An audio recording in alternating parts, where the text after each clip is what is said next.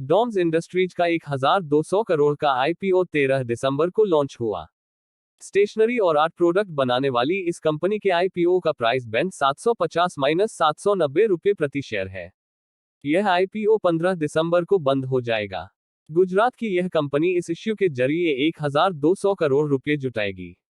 इसमें 350 करोड़ के 44.3 लाख नए शेयर जारी किए जाएंगे, जबकि प्रमोटर्स 850 करोड़ रुपए के 1.07 करोड़ शेयरों की बिक्री करेंगे।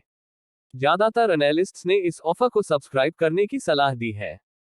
हम यहां आपको कंपनी के बिजनेस मॉडल से जुड़े अहम पहलुओं, फाइनेंस, परफॉर्मेंस आदि के बारे में जानकारी दे रहे हैं। बिजनेस डॉम्स इंडस्ट्रीज कई तरह के स्टेशनरी और आर्ट प्रोडक्ट को डिजाइन और मैन्युफैक्चर करती है। इसका कारोबार डॉम्स ब्रांड के तहत 45 देशों से ज्यादा देशों में फैला है। भारत के ब्रांडेड स्टेशनरी और आर्ट प्रोडक्ट के मामले में ये दूसरी सबसे बड़ी खिलाड़ी है, जिसकी इस सेगमेंट में 20% हिस्सेदारी है। कंपनी के कोर प्रोडक्ट्स में पेंसिल और मैथमेटिकल इंस्ट्रूमेंट बॉक्स शामिल हैं और इन सेगमेंट्स के बाजार में कंपनी की हिस्सेदारी क्रमशः 29% और 30% है। फाइनेंशियल परफॉर्मेंस वित्त वर्ष 2023 में कंपनी का नेट प्रॉफिट सालाना आधार पर 567% के उछाल के साथ 95.8 करोड़ रुपए रहा, जबकि रेवेन्यू 77.3% बढ़कर 1212 करोड़ रुपए हो गया।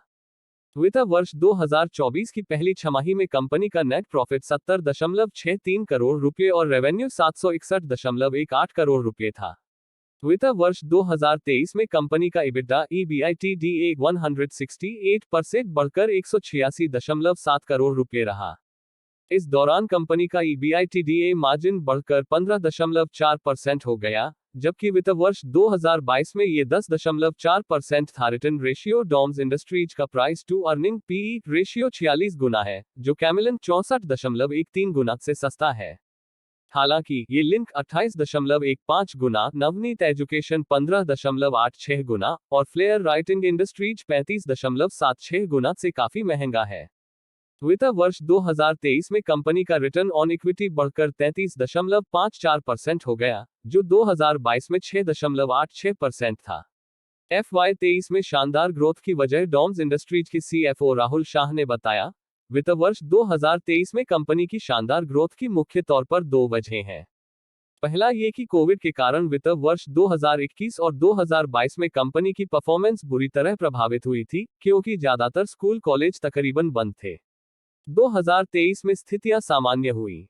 साथ ही बड़े पैमाने पर मांग इकट्ठा हो गई थी, जिसका असर भी कंपनी की परफॉर्मेंस पर देखने को मिला। इस सेगमेंट की बाकी कंपनियों में भी इसी तरह का ट्रेंड रहा है। वित्त वर्ष 2021 में कंपनी को 6 करोड़ का नुकसान हुआ था।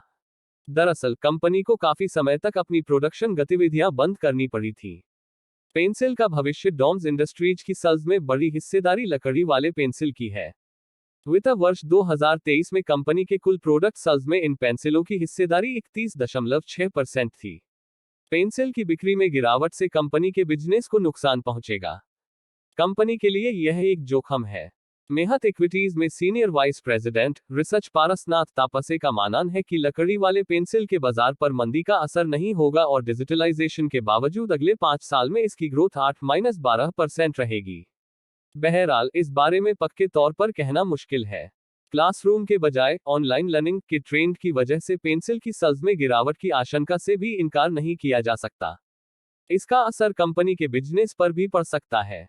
जानकारों की राय चॉइस आनंद राठी, आनंद रथी, मेहता इक्विटीज, KR चौकसी और स्टॉक्स बॉक्स ने इस इश्यू के लिए सब्सक्राइब रेटिंग दी है।